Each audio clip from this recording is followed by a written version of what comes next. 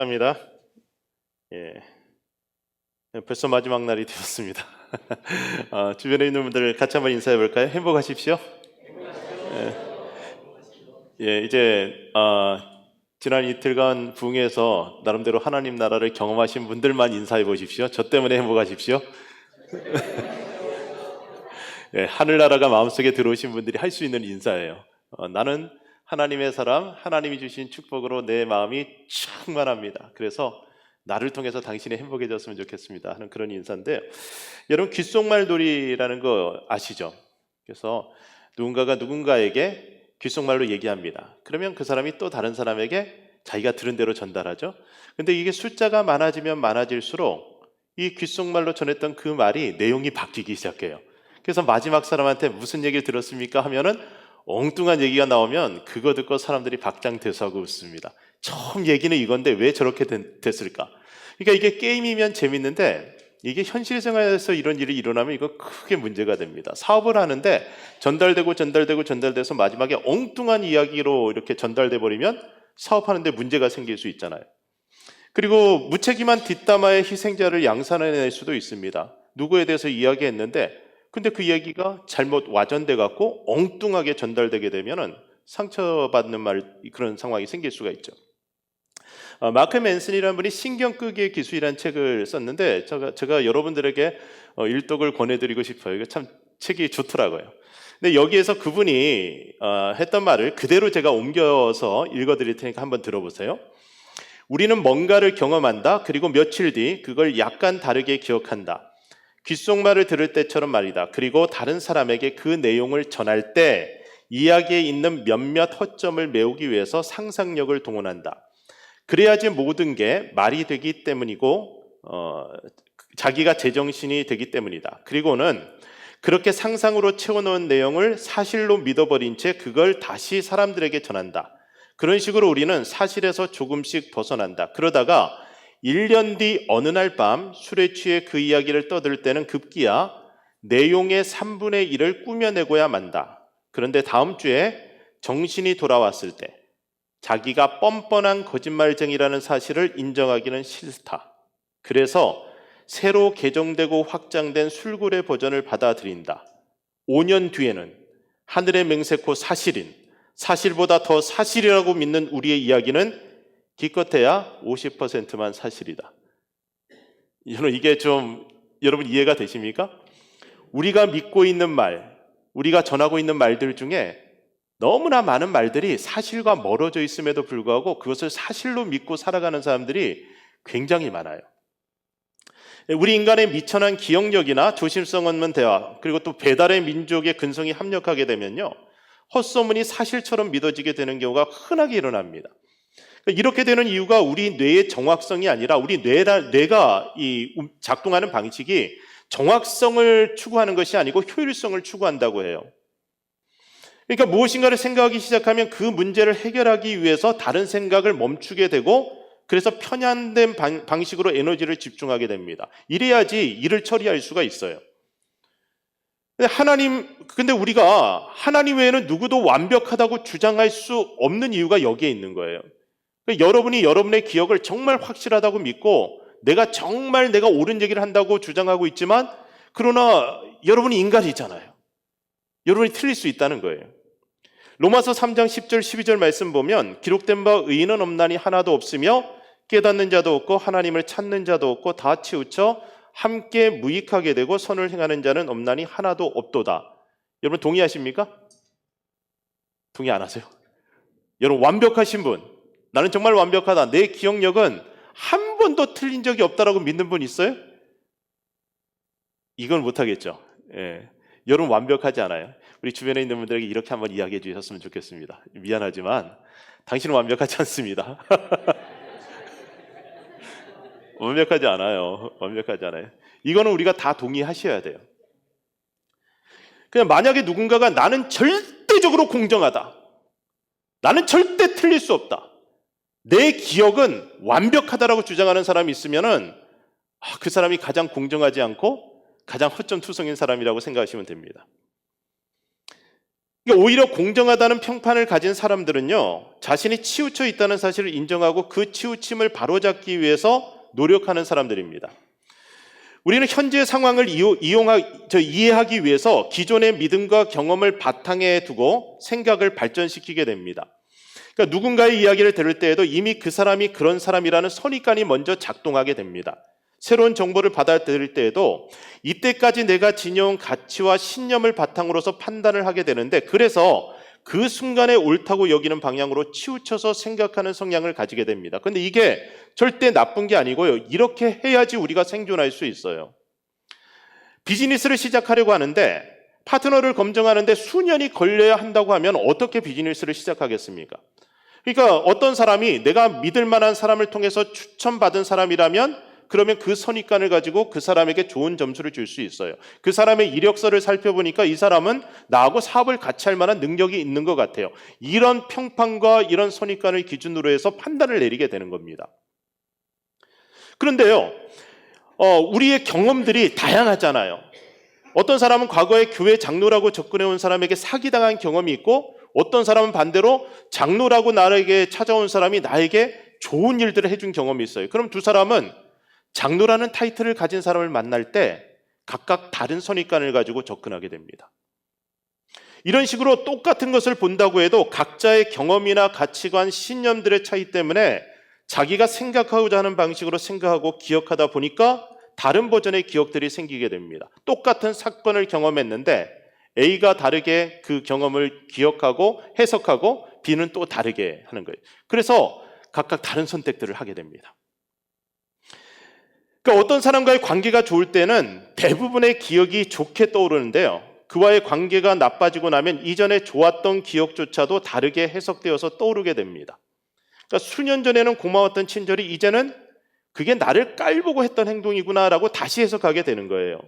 그때 그런 선물한 것이 나를 이용하려고 했던 거 아닌가? 이렇게 생각하게 되는 거죠. 그러니까 지금 내가 가지고 있는 가치 신념 체계 또는 마음의 상태가 새로운 정보를 처리하고 해석하는 기준이 되고 있습니다. 이것이 우리의 생존 본능이 만들어낸 효율적 삶이라는 것을 우리는 부인할 수 없습니다. 그런데 이런 태도가 자칫하면 진리이신 예수님, 날마다 새롭게 우리에게 다가오시는 생명의 주님을 만나는데 방해가 될 수 있습니다. 그래서 우리가 지금 이 예배를 드리는 순간조차도 우리는 하나님 앞에서 내가 가지고 있는 이 신념, 가치체계, 그리고 나의 경험들을 가지고 말씀을 받아들이고 또 그 말씀을 해석하려고 노력하다 보면은 정말 계속해서 오해와 오해가 반복될 수가 있어요. 그래서 저는 우리 성도님들에게도 계속 반복해서 전하는 메시지는, 예배는 자기 자아를 죽여서 하나님 앞에 산제물로 드리면서 시작된다라고 가르칩니다. 그러니까 자아를 죽여야 돼요. 자아를 죽인다는 건 뭡니까? 여러분들의 생각, 감정, 의지를 죽이는 거예요. 그러니까 여러분은 옳을 수도 있고 그럴 수도 있어요. 그런데 옳고 그름을 판단하는 이 모든 생각, 내가 가지고 있는 모든 기준들을 이 예배의 순간만큼은 죽여서 하나님 앞에 산제물로 드리는 겁니다. 그러면 우리가 그리스도 안에서 하나님의 거룩한 영광 가운데 들어가면, 성령이 우리 안에서 뜨겁게 불을 붙이시면 우리 속에서 새로운 생각, 새로운 판단들이 일어나기 시작하는데, 그것으로 우리가 모여서 회의를 하거나 어떤 일을 결정하게 되면 순식간에 모두가 같은 말, 같은 생각으로 하나 되는 은혜를 경험할 수 있습니다. 여러분 다음 주에 공동회의 한다고 하니까 제가 여러분에게 제안 드리는 거예요. 공동회의 하기 전에 싹 다 죽어버리세요. 그래서 예배를 시작할 때 옆 사람에게 오늘 우리 죽는 겁니다, 확실히 죽읍시다 하고 죽어버리는 거예요. 죽고 나서 하나님이 주의 종을 통해 주시는 말씀, 우리가 예배 가운데 하나님을 찬양하면서 성령님이 내 속에 뜨겁게 역사하시면서 새롭게 불이 붙어서 생겨난 그 거룩한 생각과 가치관, 판단을 가지고 우리가 모든 것을 결정하는 거예요. 그때 하나님의 다스리심이 우리 자신과 이 공동체 가운데 임할 때 하나님이 다스리시는 나라가 브릿지교회가 되는 거죠. 하나님 다스리시는 나라가 뭐라고 했습니까? 천국이에요. 그러니까 여러분 천국을 경험하고 싶잖아요.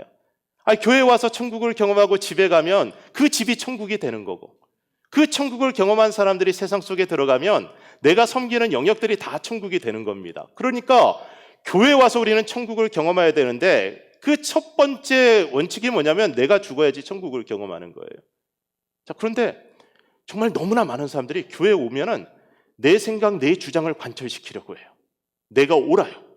그래서 계속해서 그걸 가지고 논쟁하고 싸우고 내가 맞다라는 얘기를 하다 보니까 하나님의 거룩한 공동체, 천국이 되어야 될 교회가 지옥이 됩니다. 내 나라를 만들려고 하다 보니까 서로가. 자, 예수님은 당신을 믿는 유대인들에게 너희가 내가 말한 대로 살면 진리를 알게 될 것이고 그 진리가 너희를 자유케 할 것이라고 말씀하십니다. 근데 예수님 말씀에 거부감을 가진 유대인들은 자기들이 종이 된 적이 없는데 어떻게 자유케 된다는 말을 하냐고 따집니다. 난 종이 아닌데 왜 나보고 자유케 되냐고 하냐는 거예요. 그들은 자신들이 이미 죄의 종이 되어서 마귀의 거짓말에 속아서 마귀의 자식으로 살고 있다는 사실을 전혀 알지 못하고 있었어요. 예수님의 가르침을 받은 후에도 그들은 인정할 수 없습니다. 예수님의 말씀을 들어볼게요. 여러분 요한복음 8장 44절 우리 같이 읽어봅시다. 8장 44절 말씀 읽읍시다. 너희는 너희 아비 마귀에게서 났으니 너희 아비의 욕심대로 너희도 행하고자 하느니라. 그는 처음부터 살인한 자요 진리가 그 속에 없으므로 진리에 서지 못하고 거짓을 말할 때마다 제 것으로 말하나니 이는 그가 거짓말쟁이요 거짓의 아비가 되었습니다. 그들이 예수님 앞에 딱 섰는데 예수님이 그들에게 너희는 마귀의 자식이라고 말씀하고 있어요. 자, 여러분이 지금 이 예배 자리에서 하나님을 바라보고 하나님의 말씀을 듣기에 서 있는데 하나님이 여러분에게 너 마귀의 자식이다. 너 지금 거짓말을 믿고 있다. 그럼 어떻게 합니까? 어떻게 해야 됩니까, 여러분? 아니라고 주장해야 되겠죠. 그렇죠? 아니 예수님이 알면 뭘 합니까? 저에 대해서. 그러면서 예수님에게 따져야 될까요? 어떻게 해야 되겠습니까? 주의 말씀은 진리예요. 그 말씀으로 주님이 나를 꾸짖으시면 그 앞에 엎드려서 회개하는 거예요. 내가 틀렸다는 사실을 알게 되면 주님 제가 범죄했습니다. 제가 틀렸습니다. 인정할 때 그때 진리이신 예수님이 우리 속에서 역사하실 때 자유케 되는 거죠.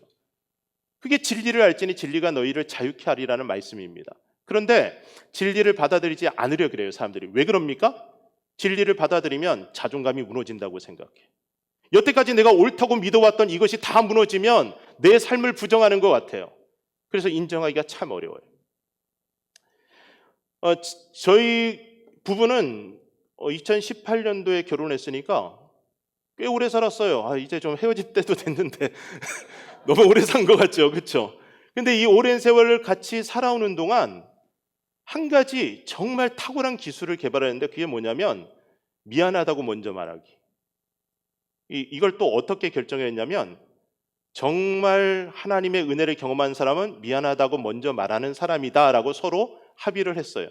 그래서 미안하다고 먼저 말하는 것이 자존심 상하는 게 아니에요. 왜냐하면 내가 은혜를 경험했으니까 내가 너한테 먼저 미안하다고 말한다. 근데 사실 부부지간에 다툼이 일어나면요, 누가 반드시 옳아서가 아니에요. 이 사람 저 사람 다 틀린 게 있어요.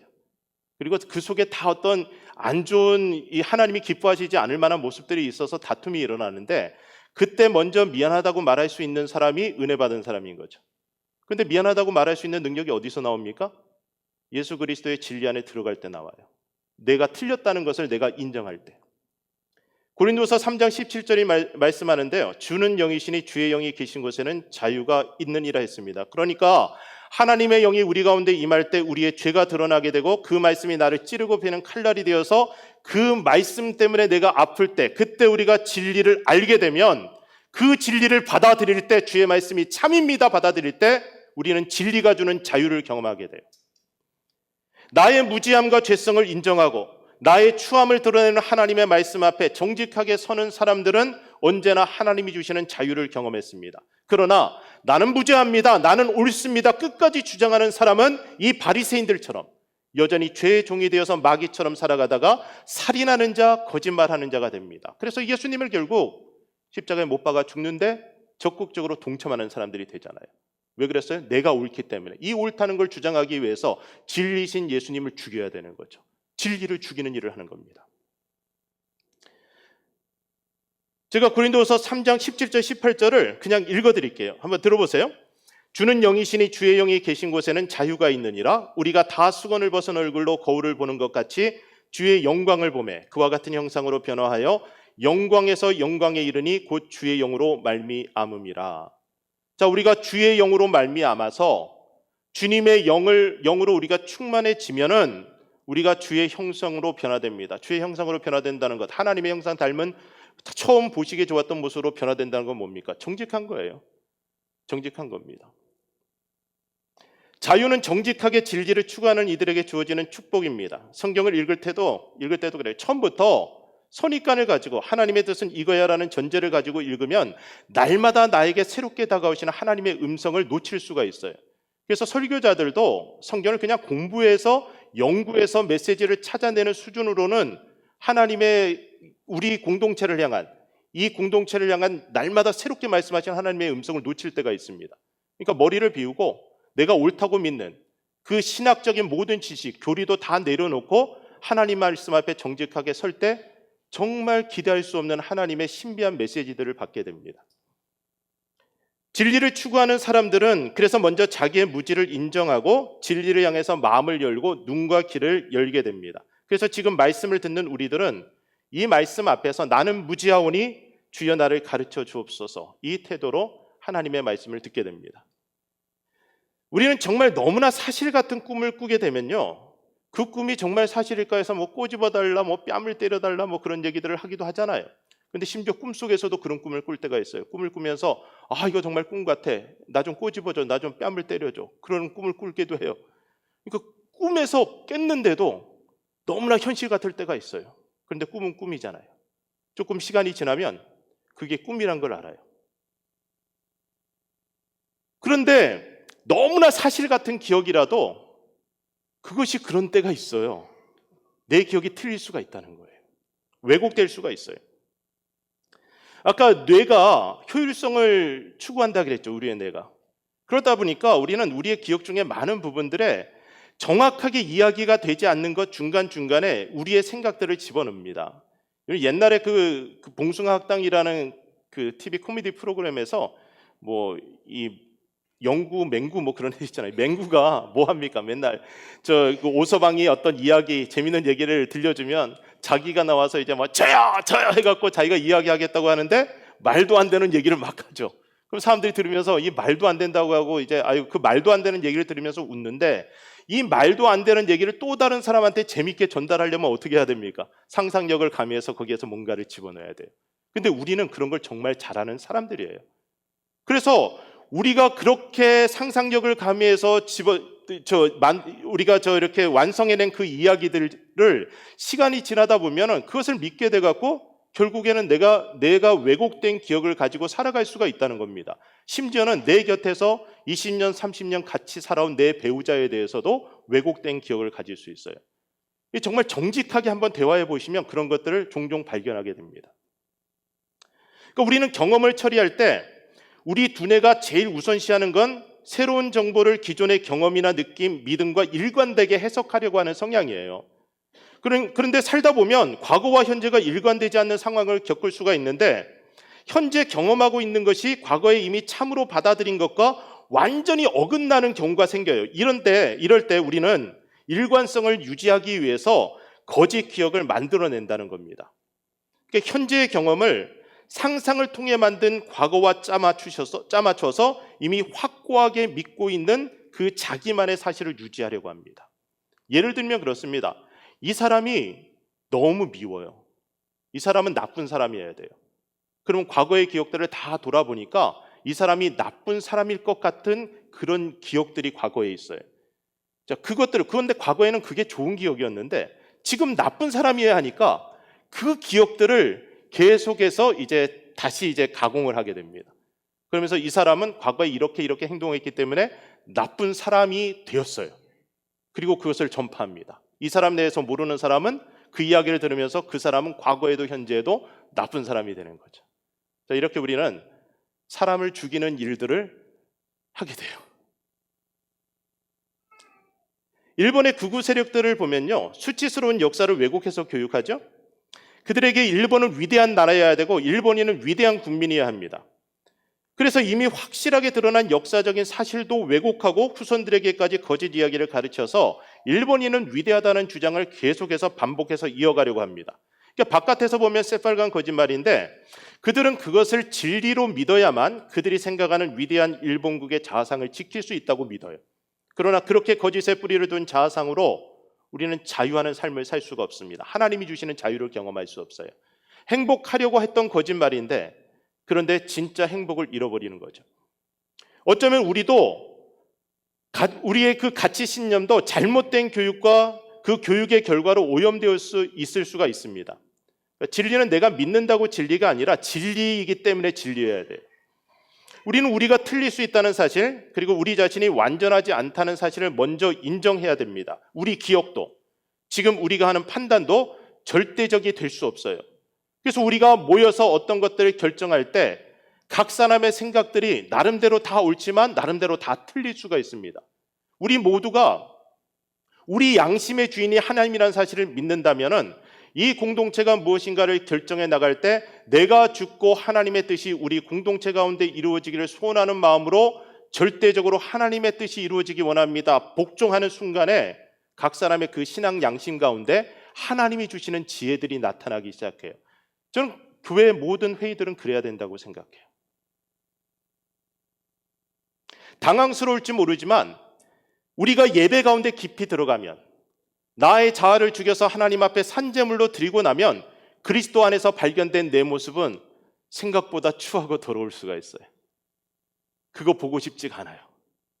우리가 그걸 보는 날에는 내 자존감이 다 무너질 것 같아요. 근데 실제로 무너져요. 내가 나의 추함을 보면. 누군가가 나에 대해서 너는 추악하고 더럽다, 너는 나쁜 사람이다 얘기하는데 실제로 내가 예배 가운데 들어가서 그리스도 안에서 내 모습을 보니까 그 사람이 말한 것보다 더 추하고 더러워요. 그런데 인정하면 어떻게 됩니까? 그 사람 말도 사실이고 나는 정말 추하고 더러운 존재로 전락하잖아요. 그럼에도 불구하고요, 우리가 그리스도 앞에서 나의 추하고 더러움을 인정하는 순간 그리스도의 보혈이 나를 깨끗하게 씻어주시는 능력을 경험하는데, 그때 하나님은 우리를 끌어안으시면서 너는 의롭다 인정해 주세요. 하나님의 판단이 의롭다 하시면은 그때 누구의 정죄도 의미가 없습니다. 그래서 우리는 다윗의 경우를 생각해 보세요. 그냥 내가 범죄했습니다 엎드리잖아요. 엎드릴 때 천국이 그에게 임해요.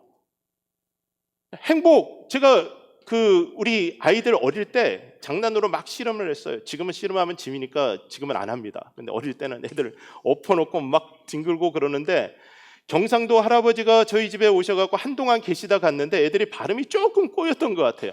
그래서 저희는 이렇게 씨름하고 레슬링하고 그러다가 애를 눕혀놓고 꽉 누르고 있으면은 애가 힘들면은 항복해야 돼요. 항복해야 돼요. 그러면 이제 제가 풀어줬는데 항복이 행복 그러더라고요. 애들이 이제 행복해요. 행복하면 더 누른다고 더 눌러줬는데, 거기서 제가 어떤 메시지를 순식간에 발견했어요. 애하고 씨름하다가 따라해볼까요? 항복하면 행복하다. 네. 항복하면 행복해요. 그렇게 부딪힐 때, 내가 하나님 앞에 이 하나님의 뜻과 내 뜻이 부딪힐 때, 나는 정말 하나님 앞에서 사랑받기 원하고 하나님이 나를 예쁘게만 봐주시기 원하는데 하나님이 내 죄를 다 드러내시고 너는 추하다 할 때, 그때 우리가 취할 수 있는 행동이 바로 항복이라는 거예요. 항복하면 하나님이 행복을 주십니다.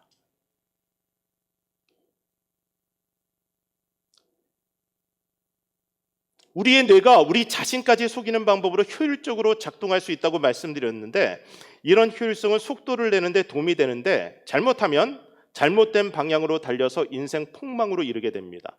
대표적인 사람이 바울이라는 사람이죠. 예수님을 만나기 전에 이 사람은 아주 위대한 가치 신념을 가졌어요. 그리스도인들은 다 잡아 죽여야 될 악인들이다. 세상을 좀먹는 전염병 같은 존재들이라는 신념을 가졌습니다. 그래서 예수님 믿는 사람들은 다 잡아 죽이려고 했어요. 스데반을 죽이는데도 찬성표를 던지고 열심히 그리스도교를 핍박하는 일에 앞장섰습니다. 그러다가 예수님 믿는 사람들을 잡아 죽이기 위해서 다메섹으로 가는 길에 부활하신 예수님을 만나고 꼬꾸라졌어요.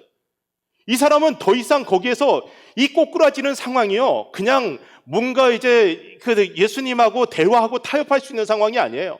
그냥 눈은 멀어갖고 다른 사람 손에 이끌려서 다메섹으로 들어가야 될 만큼 완전히 그냥 무너진 상황이에요. 복종할 수밖에 없는 상황이었어요. 가끔 우리는 우리 인생 가운데 이렇게 복종할 수밖에 없는 상황으로 하나님이 우리를 몰아가실 때가 있어요. 세게 때리시고 완전히 무너뜨리실 때가 있어요. 항복할 수밖에 없는 상황. 그래서 사울은 항복했죠. 그리고 예수님은 그를 바울로 만들어 가십니다. 그의 이제까지 살아왔던 모든 가치관과 신념이 순식간에 무너지고 방향을 잃어버린 그 순간에 그리스도 안에서 그는 새로운 가치관을 발견하게 됩니다. 빌립보서 3장 8절 9절 말씀인데요. 여러분 같이 읽어볼까요? 한번 찾아서 읽어볼까요? 저희 교회는 항상 이 화면에 딱 띄워드리는데 브릿지 교회 성도님들은 성경을 다 가지고 다니시더라고요. 대단한 것 같아요. 이것도 이 시대 좋습니다. 아주 한번 같이 읽어봅시다. 빌립보서 3장 8절에서 9절. 자, 찾으셨으면 읽겠습니다. 또한 모든 것을 해로 여김은 내 주 그리스도 예수를 아는 지식이 가장 고상하기 때문이라. 내가 그를 위하여 모든 것을 잃어버리고 배설물로 여김은 그리스도를 얻고 그 안에서 발견되려 함이니 내가 가진 은은 율법에서 난 것이 아니요 오직 그리스도를 믿음으로 말미암은 것이니 곧 믿음으로 하나님께로부터 난 의라. 자, 그가 그리스도 안에서 발견되기를 원해요. 그가 가진 은은 거룩하고 아름답게 살기 위한 발버둥침으로 이루어지는 것이 아니라 그리스도 예수를 믿음으로 복음으로 인해 얻어지는 칭의예요. 하나님이 의롭다고 인정하시는 의입니다. 그러니까 우리는 우리의 겉사람을 그럴듯하게 보이고 그리고 예의와 염치와 여러 가지 모습으로 사람들을 보기에 괜찮게 행동을 함으로써 의로워지는 것이 아니라 그리스도 안에서 나를 발견할 때 그리스도께서 나를 깨끗하게 해주심으로 하나님이 의롭다고 칭해 주시는 그 의를 받는 것이 바로 사도 바울이 경험하게 된 자유케 되는 비결이었어요. 그러니까 우리가 세상에서 의로운 사람으로 판단받고 사람들에게 인정받고자 이 발버둥치는 그 노력들은 까딱 잘못하면은 그리스도 안에서 나를 발견하는 데 방해가 되는 거예요. 내가 더럽고 추악한 모습을 보고 싶어 하지 않다 보니까 그리스도 안에 들어가면 그게 자꾸 보이잖아요. 수치스러운 모습이 보이잖아요.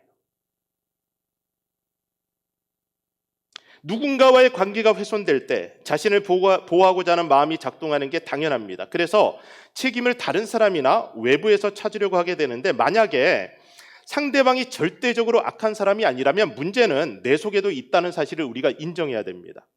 예수님을 팔아먹은 가룟 유다 마음을 생각해 보세요.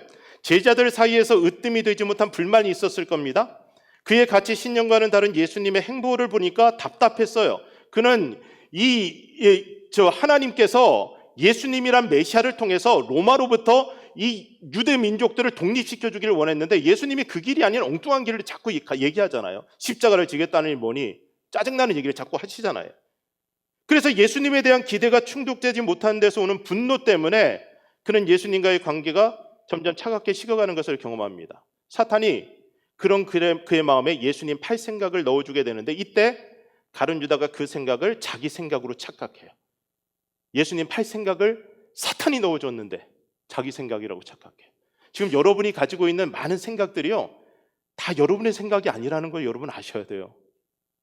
여러분 한번 제 또래 비슷한 분이나 그 위는 다 아실 거예요. 12시에 만나요. 뭐라고요? 살짝 쿵 데이트 혜태. 아이스크림은 혜태. 아이스크림은 혜태. 왜 아이스크림이 혜태예요? 왜 12시에 브라크부건이에요? 우리가 이런 CM송들을 계속 듣다 보면은 그거 그냥 머릿속에 인식이 돼갖고 자기도 모르는 사이에 아이스크림 먹을 때 혜태, 그리고 지금은 브라보콘이 있는지 잘 모르겠는데 그냥 브라보콘을 골라요.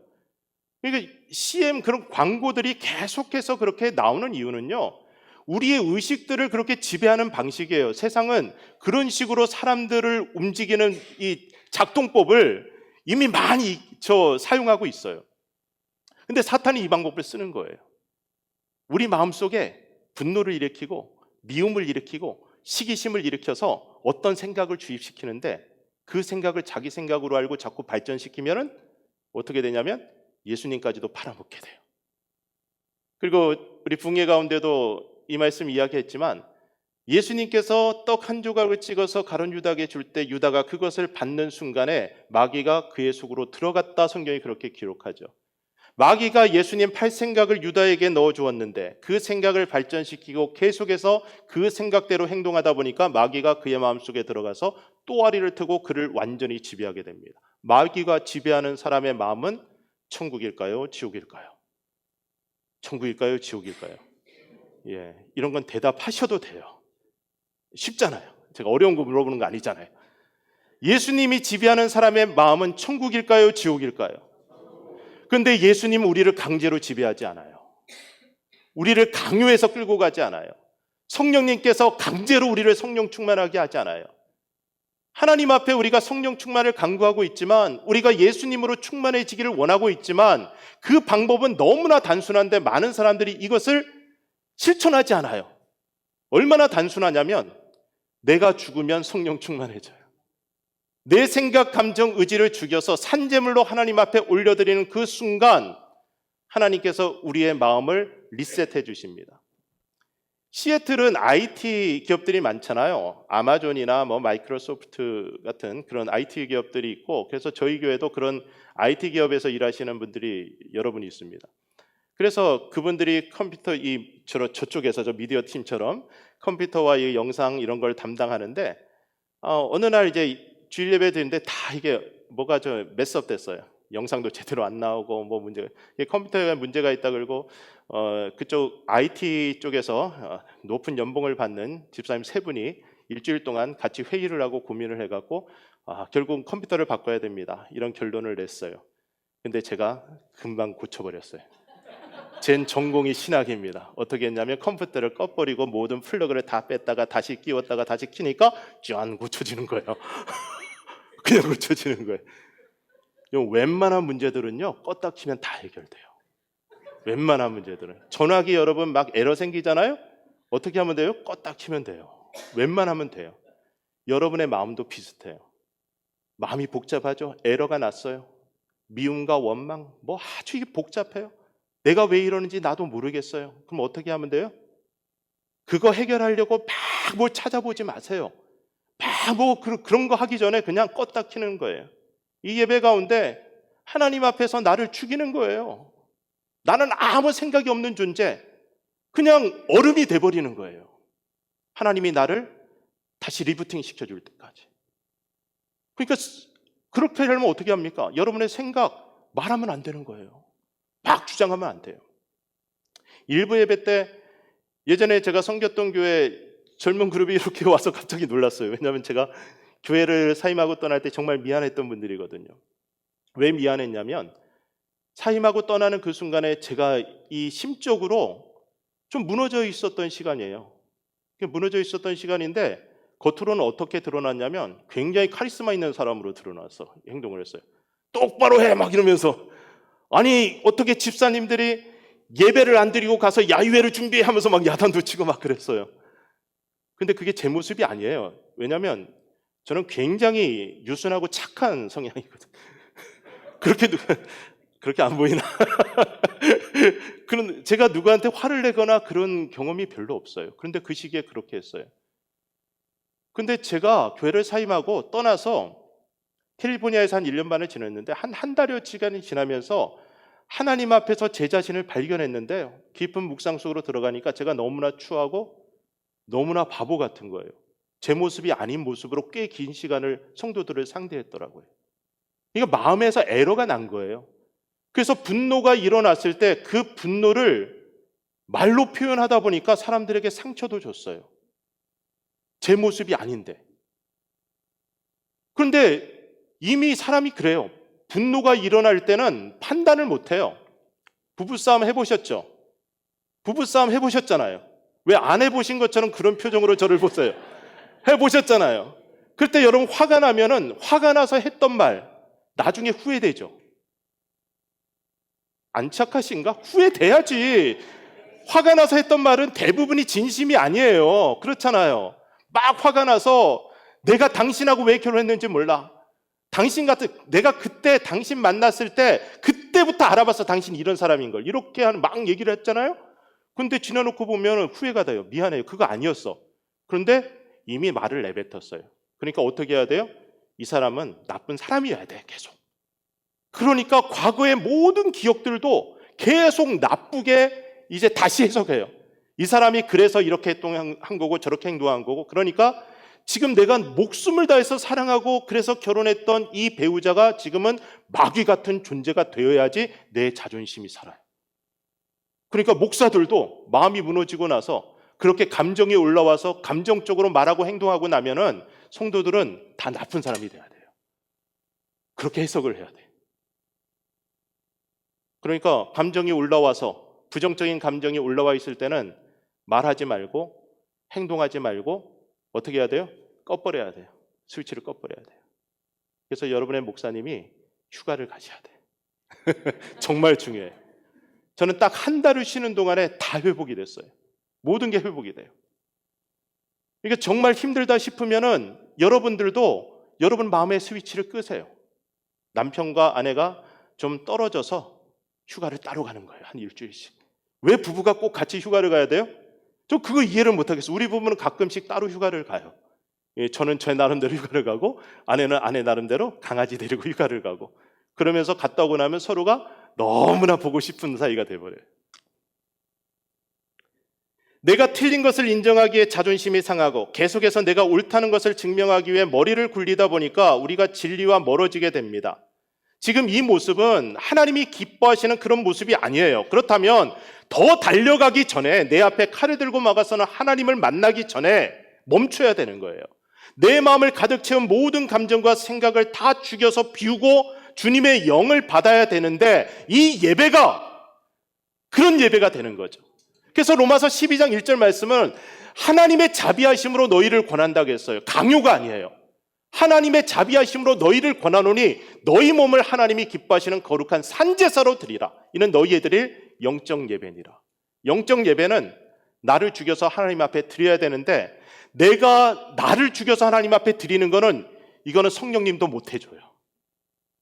사도 바울 같이 특별한 은혜를 경험한 사람은 아주 세게 얻어맞고 하나님 앞에 엎드릴 수 있는 기회를 얻은 거예요. 자, 그럼 제가 여러분께 묻겠습니다.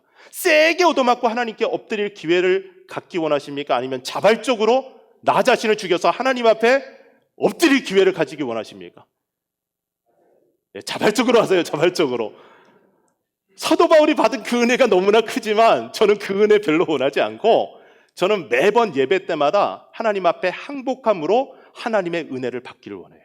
그래서 항복하면 행복하다. 자, 제가 항복하면 여러분은 뭐라고 대답하면 됩니까? 행복하다. 자, 해봅시다. 항복하면 이게 여러분의 구호처럼 머릿속에 계속해서 남아있으면 좋겠어요. 그래서 행복하지 않을 때 내가 항복하지 않았구나를 떠올리시면 좋을 것 같아요. 우리가 천국을 잃어버리면 평안이 없어져요. 마음의 미움이 충만해요. 억울한 생각이 충만해져요. 그때 우리의 마음과 생각을 리부팅해야 되는데 마음의 이 생각을 리부팅하기 위해서 마음을 꺼버리는 거는 누가 하는 거예요? 이건 성령님이 안 해주세요. 내가 하는 거예요. 그러니까 자기를 부인하고 자기 십자가를 지고 주님을 쫓아가라고 했잖아요. 그 자기 부인은 누가 하는 거예요? 내가 하는 거예요. 내가 나를 부인해야 되는 거예요. 내 생각, 감정, 의지 다 부인하는 거죠. 이건 옳은 것도 그런 것도 아니에요. 그냥 부인해서 죽여서 드리는 겁니다. 그 일에 대한 내 생각 틀릴 수 있고 사람에 대한 나의 감정은 오염될 수 있어요. 그러니까 생각도 멈추고 모든 지각에 뛰어난 하나님의 평강이 그리스도 예수 안에서 내 마음과 생각을 지키실 때까지 나는 하나님 앞에서 기다리는 겁니다. 하나님이 나를 새롭게 하실 때까지, 리부팅 해주실 때까지 그냥 기다리는 겁니다. 마음에 오류가 생기신 분들 있을 거예요. 지금도. 그리고 종종 생길 거예요. 아주 단순하게 생각하시면 돼요. 내가 하나님의 사람이고 사랑이신 하나님의 자녀이기 때문에 나는 반드시 사랑으로 살아가야 되는데 지금 사랑으로 살아가지 못하고 있으면 마음이 지금 병든 거잖아요. 인정하시라고요. 그걸 병들었어요. 그러면 어떻게 해야 돼요? 죽여서 하나님 앞에 올려드리라고요. 그러면 하나님이 반드시 여러분의 스위치를 켜주십니다. 그러니까 우리가 이거 하나를 믿어야 돼요. 우리가 예수님을 구주로 영접한 그 순간부터 우리 속사람의 성령님께서 내주하고 계세요. 그러니까 여러분은 모두 성령님을 모시고 사는 사람들입니다. 그런데 내 자아가 너무 강하면요, 이 자아 속에 성령님이 갇혀 계시기 때문에 우리가 천국의 향기를 바랄 수가 없어요. 그리스도의 향기를 바랄 수 없어요. 근데 예배 가운데 완전히 죽었다 다시 살아나는 사람들은 어떤 사람들이냐면 이 자아가 깨져서 우리 속사람이 있는 성령님께서 흘러나오는 상태예요. 그래서 여러분 예배 가운데서 마음껏 하나님 앞에서 통곡하신 분들 있죠? 통곡하고 나면 그 얼굴이 어떻습니까? 그냥 천사예요. 그냥 천사예요. 하나님이 마음을 받으셨기 때문에 그 깨어진 자아를 통해서 속사람에 있는 성령님께서 흘러나오시는 단계입니다. 그걸 보는 사람들은 어때요? 천국을 경험하는 거죠. 그래서 오늘 여러분이 이 예배 가운데서 온전히 하나님께 항복하고 하나님이 여러분을 다시 리부팅해 주셔서 깨어진 여러분의 자아를 통하여서 성령님이 흘러나오게 되면, 그러면 이곳이 천국이 되고 여러분을 만나는 사람들이 천국을 경험하게 되고, 이 브릿지 교회가 이 시카고 지역에서 하나님의 나라를 온전히 보여주는 하나님 나라의 모형이 되는 공동체가 될 줄로 믿습니다. 오늘 여러분이 그 하나님의 나라를 다시 예배 가운데, 매번 예배 가운데 충만하게 경험하면서 하나님의 거룩한 영광을 온 세상에 전파하는 일꾼들이 되시길 주의 이름으로 축원합니다. 우리 찬양을 같이 드리고요, 그리고 함께 기도하는 시간 갖겠습니다.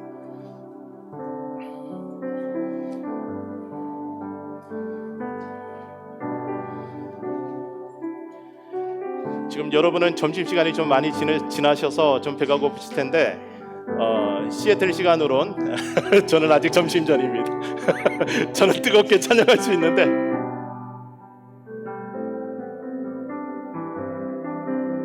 우리 묵상하면서 이 찬양을 드렸으면 좋겠습니다.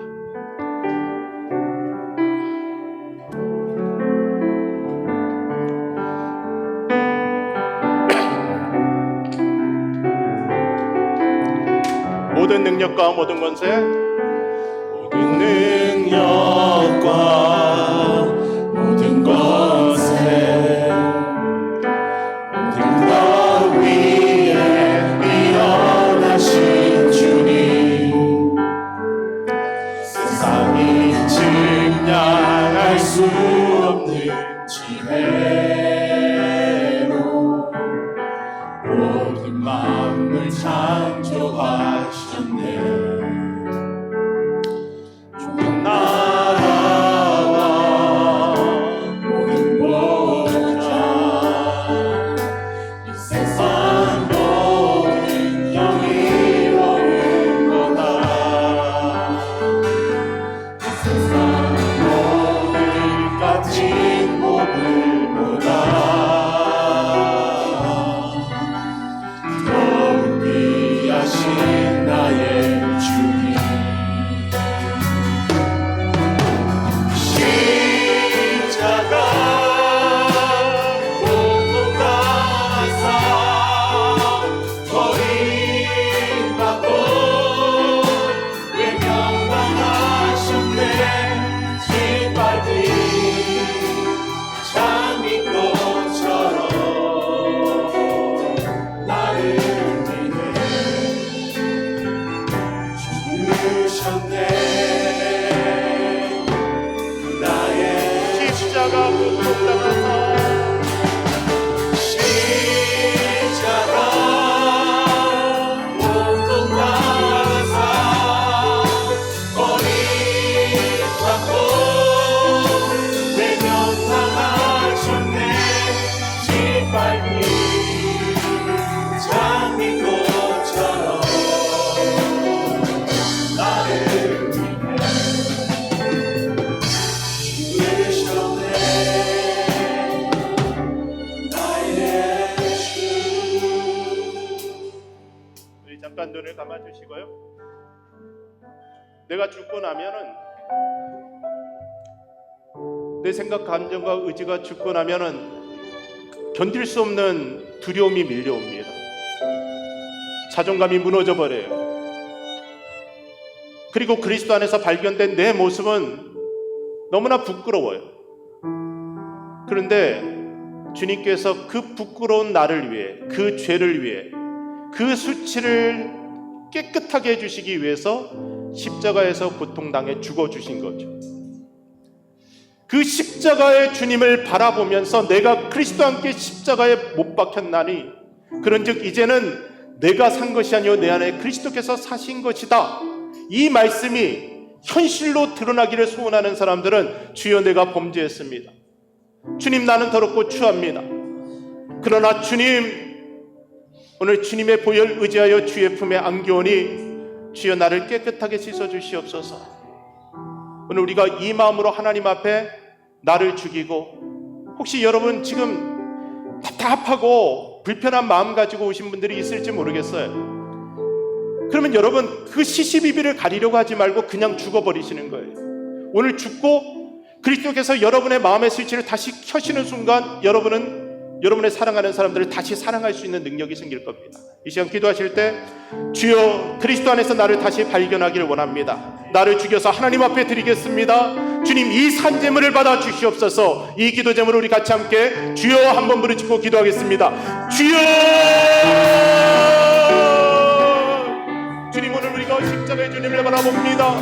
나를 위하여 고난당하신 십자가의 주님을 바라봅니다. 십자가의 주님의 보혈로 나를 깨끗게 해주신 은혜를 경험하기를 원하여서 이 모습 이대로 하나님 앞에 엎드려 감사하오니 하나님 그리스도의 정말 용되는 나의 추한 모습이 그리스도의 보혈로 깨끗하게 씻겨져 나가는 모습을 울면서 볼 수 있는 은혜를 하여 주시옵소서. 하나님의 자비하신 우리를 권하셔서 오늘 우리가 주 앞에서 죽어지게 주신 아버지 하나님 철저히 죽어지고 다시 살아오는 은혜를 우리가 되게 하여 주시옵소서. 생명의 능력을 우리가 함께 경험하기를 원하여 주 앞에 기도합니다. 주여 우리가 오늘 주님 앞에서 죽어질 때 행복할 때 행복해지는 은혜를 경험합니다. 하나님 우리 사랑하는 귀한 우리 지구의 성도들 한 사람 한 사람 마음 가운데에 하나님 오늘도 주신 말씀을 붙잡고 하나님 내가 주님 앞에 항복하며 하나님 우리에게 주신 하늘의 행복을 누릴 수 있음을 고백합니다. 하나님 주님 말씀 앞에 죽는 인생 되게 하여 주옵소서. 하나님의 인도하심에 항복하는 인생 되게 하여 주옵소서. 하나님의 몸된 교회에 행복하는 아버지 인생들 되게 도와주옵소서. 하나님의 말씀 앞에 행복하는 인생 될 수 있도록 우리 하나님 인도해 주시고 붙잡아 주시기를 원합니다. 하나님 그냥으로 말며 항복할 때에 하나님의 주신 행복함을 누리며 나갈 수 있도록 주여 역사여 주시옵소서. 아버지 하나님의 주님의 마음을 바라보며 나가는 하나님의 귀한 영혼들을 삼아주시기를 원하며 아버지 우리를 향하여 베풀어 주신 주님의 십자가 앞에 하나님 우리의 열감들을 내려놓고 우리의 죄악을 내려놓고 우리의 수치스러움을 내려놓고 하나님의 말씀 앞에 서기를 원합니다.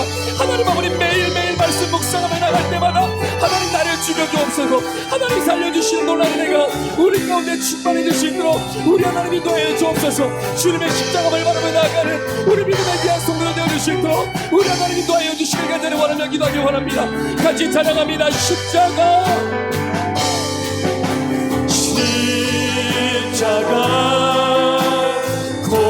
고통당하사 버림받고 외면당하셨네.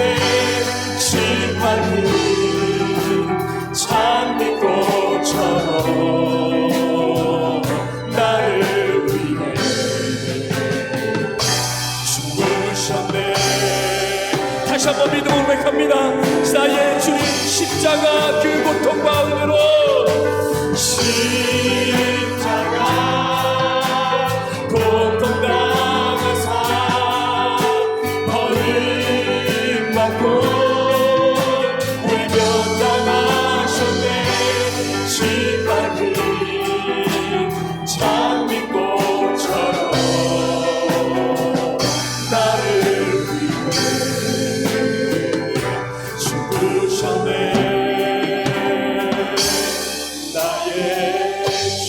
우리 마지막으로 한 번만 더 기도하실 때에 하나님 우리가 죽을 수 있는 유일한 이유는 하나님의 말씀이 우리 앞에 서 있기 때문입니다. 매일매일 큐티하며 말씀 묵상 가운데 하나님 내 자신이 죽어지게 하시고 그 말씀 앞에 내가 죽을 때마다 하나님이 주시는 하늘의 행복이 우리 사랑하는 성도들의 삶 가운데 펼쳐지게 하여 주옵소서. 우리 성도들의 가정을, 우리 성도들의 관계를, 우리 성도들의 직장과 사업터를 하나님께서 붙잡아 주셔서 말씀 가운데 매일매일 날마다 죽음으로 하나님께서 채워주시는 놀라운 은혜를 하나님 경험하며 천국을 누리는 복된 인생들 될 수 있도록 우리 귀한 성도들을 축복해달라고 우리 마지막으로 한 번만 더 주여 한번 외치고 하나님 내가 죽겠습니다 역사해달라고 우리 한번 주여 한번 외치고 통성을 한번 더 기도하겠습니다. 기도합니다. 주여 하나님 아버지 감사합니다. 그렇습니다. 하나님 아버지 우리는 우리 스스로 행복을 누릴 수 없습니다. 아버지 말씀 묵상하며 큐티하며 나갈 때마다 하나님 그 말씀 앞에 내가 죽기를 원합니다. 내 생각이 죽기를 원합니다. 내 감정이 죽기를 원합니다. 내 의지가 죽기를 원합니다. 하나님 귀한 말을 주님의 십자가 이르가 우리 사랑하는 성도들 가운데 있게 하여 주옵소서. 아버지 진리 안으로 들어갈 때에 아버지 나를 비춰주시고 그 안에 내가 죽을 때에 하나님이 주시는 행복과 하나님의 나라를 경험하는 하나님 믿음의 귀한 백성들 되어 주시도록 우리 하나님이 도와여 주시기를 바라며 기도합니다. 하나님 우리 성도들을 축복해 주옵소서. 하나님 나라를 누리게 하여 주옵소서. 날마다 주님과 동행하게 하여 주옵소서. 하나님 내 자아를 죽입니다. 내 영혼을 죽입니다. 하나님 내 생각을 죽입니다. 나의 고집을 죽입니다. 하나님 아버지 나의 아버지의 경험을 죽입니다. 주님의 말씀 붙잡고 나가기 원합니다. 주여 도와주셔서 하나님 나라를 누리고 하나님의 천국을 누리는 하나님의 믿음의 귀한 사람들 되기를 우리 하나님과 되기 원합니다. 이 시간 우리 사랑하는 귀한 성도들 은혜 가운데 역사하여 주시고 우리의 직장생활 가운데 가정생활 가운데에 신앙생활 가운데에 하나님 아버지 날마다 말씀하며 지구고 말미암아 주님의 성령의 은혜를 경험하는 아름다운 귀한 시간 되어주시도록 우리 하나님이 되어주시고 주님의 은혜로 붙잡아주시기를 주여 간절히 원하며 기도하기 원합니다. 성령님 도우시고 인도하여 주옵소서. 십자가 그 고통 가운데에 우리를 붙잡아주신 님을 찬양합니다. 십자가 고통 나가서 버림받고 외면당하셨네. 시팔문 장미꽃처럼 나를 죽으셨네. 나의